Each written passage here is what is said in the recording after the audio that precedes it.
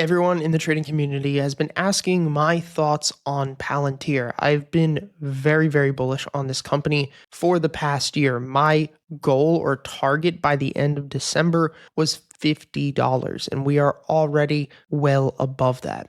But one thing did occur today. Our trading strategy or our trading bot, you can see on the screen, did take profits. Now, I'll say I'm not trading this position, but if we're running the strategy that I normally trade, it would have signaled to walk away from the trade today. Now, the requirements for this trading bot is basically that first, Palantir on the daily chart must be in an uptrend. Now, the way that we know this is that we can just look at most recent lows and we can tell that we're making higher lows and higher highs. If you're somebody who doesn't know how to do that, then you can simply use the market bias tool. It is a completely free tool on TradingView, and we teach it completely free in all of our courses. The link to those will be in the description. When that market bias is green, that means go. When the market bias is red, that means no. Now, the next thing that we're looking for is buying and selling pressure. This is when we'll move to the indicator that you'll see at the bottom of your screen. This indicator is called the BX Trender, and it shows buying and selling pressure. Buying and selling pressure is probably the most important thing that you need to look at next to trend, because even if you think the stock is going to move up, if Wall Street or buyers who can actually move the market, who have a shitload of money, who can actually push the stock up higher, if they're not buying, then there's no reason for us to be buying. You'll see that when the SMA on the BX Trender flips from red to green, that is our bullish trigger. In this instance here, we would have entered at $27.26. We would have held from August 7th up to August 21st and taken a 19% profit. Now, the reason that we were taking this profit in this instance is because of the shift from red to green. And this means that normally the top of that wave, the cascade,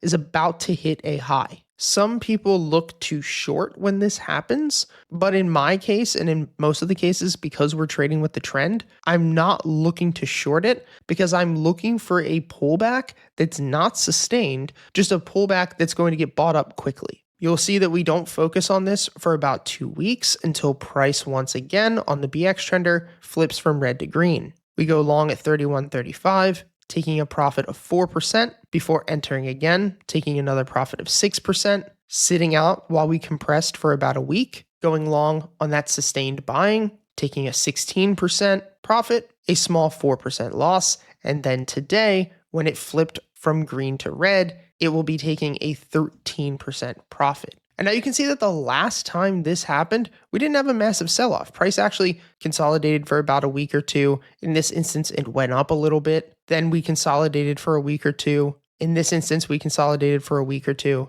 And so it doesn't mean that the stock has to crater or has to pull back. It just means that there's usually not enough buying coming into this structure of the market to continue to move it up. And so if we're not going to continue to move up, I don't really want to waste my money or the opportunity I have with my cash in a sideways market, or worst case, a market that pulls back. Now, if you want all the alerts to these trading bots, them and all the other trading bots that I run are within our Discord community. You can sign up with the link down below. And I also go live over there, share all my real-time trade alerts, and teach you guys the system that we're going over now. Now, the last key here is to look at volume. We're using what's called a volume profile on the right side of your screen. And this is not going to tell us how many shares were traded within a day, but instead it's going to tell us over the past year, where was most of the money spent? And you'll see that a bulk of the money was between $45 and $20. There's very low volume from 45 up to 60. This means that there's a strong chance that we could see a pretty quick pullback to maybe $55 or $50 because there's so little action above $45. If I was bullish on this, I would be looking to personally walk away at this point, and then I would take my Fibonacci from most recent swing low of 41.11 up to most recent swing high of 62. In most cases, price will reject off of this level back down into the 0.618 or sometimes the 0.5. The other thing that we could do is turn on the market bias and use the market bias as the support level that price could pull back into. My plan is to continue to monitor the daily chart on Palantir, and if we get a pullback followed by a dip buy opportunity with sustained buying, I will look to go long once again.